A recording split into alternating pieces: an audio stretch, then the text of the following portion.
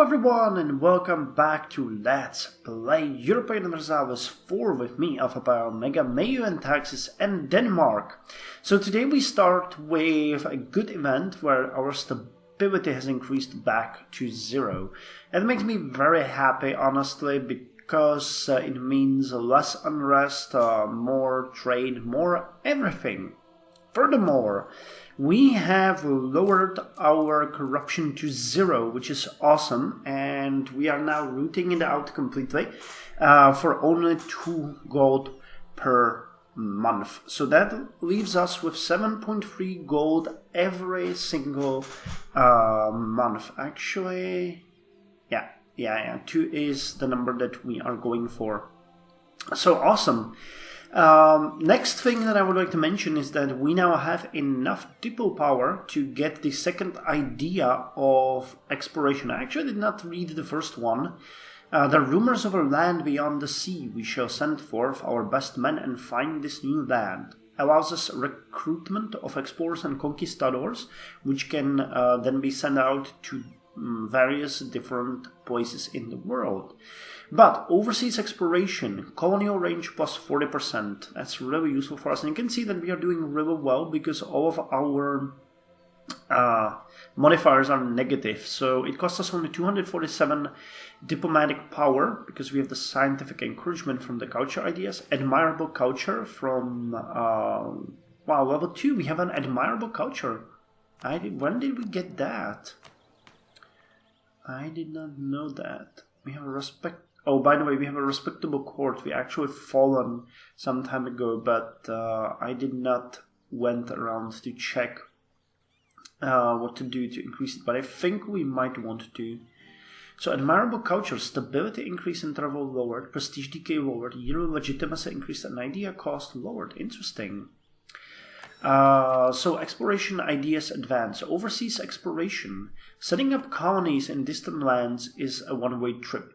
If strange new diseases don't get you, the amount of time it takes to sail back means you won't be coming home. We need to remind our people of the potential wealth to be gained and avoid mentioning the downsides. So colonial range increased by 40%. I actually wonder if we can see the colonial range somewhere, because I have often struggled with it. Here it is. Colonial range is 315. Wouldn't this be in range? No, 373. Okay. But we can definitely get Osterbolten. And what is this? St. Clair's Monastery. King John I and Queen Christina founded the St. Clair's Monastery in Copenhagen in 1497 with a gift of the former royal vegetable gardens in an area known as Rosengård. That's probably a rose garden. The Queen made a donation of 40 Rhenish guilders for construction of the monastery in 1498. 7 years later, on 11th of August 1505, the monastery was completed and consecrated. The monastery consisted of a dormitory, refectory, church, infirmary, cellars, and places for lay sisters and priests to stay. Okay, we just gained papal influence. I guess that's okay. So what are we going to do in this episode? Well, we will focus on accumulating more money at this point. That's one thing. I'm also thinking of building up our first carrack, accompanied by 2 caravels to send it to explore the northern seas. What I'm going to focus on now is trying to get Norway and Sweden in integration so that we can have these 2 countries as our pardon me, I need to drink some tea. I've been speaking for a long time. Okay, better. So that we can finally form Scandinavia, which, believe me, is a bit harder and much less cool than you might think, because we're gonna get a lot of autonomous poor provinces. But hey, it has to be done. And then we're gonna send our ships to check Canada and the northern lands. In the meantime, Poland has finally finished its war with Muscovy by gaining 1 province. Yeah, 1 province. But they are now having insane war exhaustion. I don't know if you can see it here somewhere. Wow, they got 15 corruption. Global trade power, foreign spy detection, 4 defense lord, all power cost plus 15%. Oh hey, the plague has ended. We haven't even been affected at all. Yearly corruption lowered. Well, if we wanted to drag them into the war now, they would definitely not accept, because they got war exhaustion of -22 and they're 120 in debt. Great. So we just have to wait for them to get over it. Get over it, Poland. It's not that bad. And then we're gonna advance. Man, I can't wait to loot and pillage, said Haakon the 7th Estrid. I somehow missed that we got a revolt in blocking. I really don't know who these guys are. So let's go kill them all. Oh, they're messianic heretics. Well, damn. I don't think we're gonna be able to stop them in time. Let's hope they won't hurt blocking too much. Anyway, in the meantime, we're just accumulating money. I am waiting for the second trade for King Haakon, because I really don't see him caring much about his people when he's cruel. There might be a couple of things that he might want to do, but none of them really came up, so I'm just like waiting. I have hired, though, a high judge, because we want to punish the people by scaring them. So that lowers our national unrest. Everybody who races against the king gets executed. But he also lowers the monetary autonomy by 0.03. I thought it was negligible, but when you look, for example, at Skåne, that's actually all the difference that we are now getting. So it's kind of interesting. Oh, you guys better not pillage it. Denied reasonable privileges. Man, farming efficiency in blocking is pretty bitching. For some reason, for example, Skåne, which is a much bigger province, has much lower efficiency. I'm kind of interested in how this works.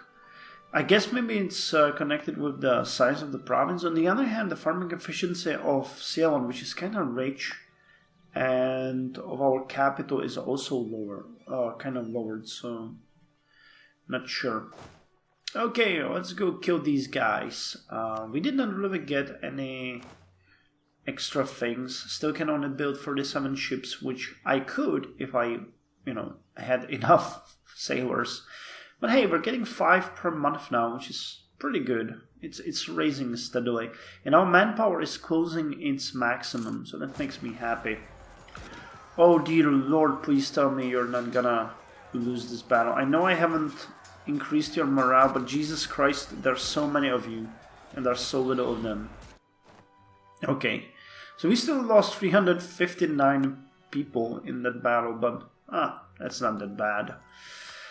I considered getting an advisor for naval as well, as we're still getting 6.5 gold, but there really isn't anything that he would like to get. The morale of the navies might be good, but I don't think that gives us much, really in the short term. We now have a claim on all of Schleswig-Holstein, so I'm interested in seeing how that will go. Oh hey, Poland is down with the war exhaustion, so that might happen soon. Cool.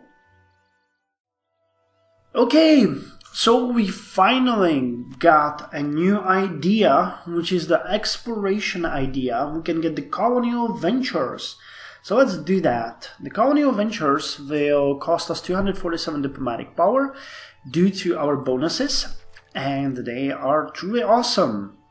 So exploration ideas advance, colonial ventures. The new world is many things, but most important of all, it is empty. What? Well, mostly empty. Okay. I thought that was a bit... well, what a European 15th century thing to say. By letting people know of the boundless opportunities in the new world, we can encourage them to move overseas and expand our domain. So we finally got 2 colonists, and settler chance has been increased. And we can now choose a native policy. There's native coexistence, which pretty much removes the uprising chance, trading policy, which increases assimilation and lowers the uprising chance, and then repression, which increases our settler increase. I think we're a trader nation, so let's go with the trading policy. But most importantly, we can now start colonizing. Okay, well, we can, because the Sami and Carolinian lands can be colonized only if you own and control a neighboring province. God damn it, game. You're doing this just to spite me, aren't you? Well, what can I say? However, the thing is, our armies are prepared to attack Schleswig-Holstein, and Poland is prepared as well. So I think we are going to do this. So let's declare war on them, call our ally, and which province are we going to go after? I think Wagrien is the most valuable, isn't it? Yeah, it has 10. Stormar has... Yeah, okay, let's go for Wagrien. That one seems like the one we would like to get. So let's get Wagrien. I'm going to call in my ally, confirm. And we are going to get at war with the enemy. For this particular strategy, though, I think I would like if Sweden and Poland were going to be at war with number of small small nations, I think. Because Bohemia has a lot of vassals, doesn't it? Yeah, so let's actually get you guys to be aggressive and attack the enemy independently. Now, did the things recalculate for us? They did. We can get 3 extra units. So what are we doing? 7,000 military, 6,000 cavalry, 2,000 cannons. I'm actually thinking we're gonna have to drown the enemy in our own blood. The numbers here are not correct because the allies haven't been called yet. But I'm gonna change that in a second. Are we being blockaded? We are. Let's just send you to deal with that. And send you to deal with that. We're gonna blockade the enemy. And I'm gonna recruit 3 more infantry units.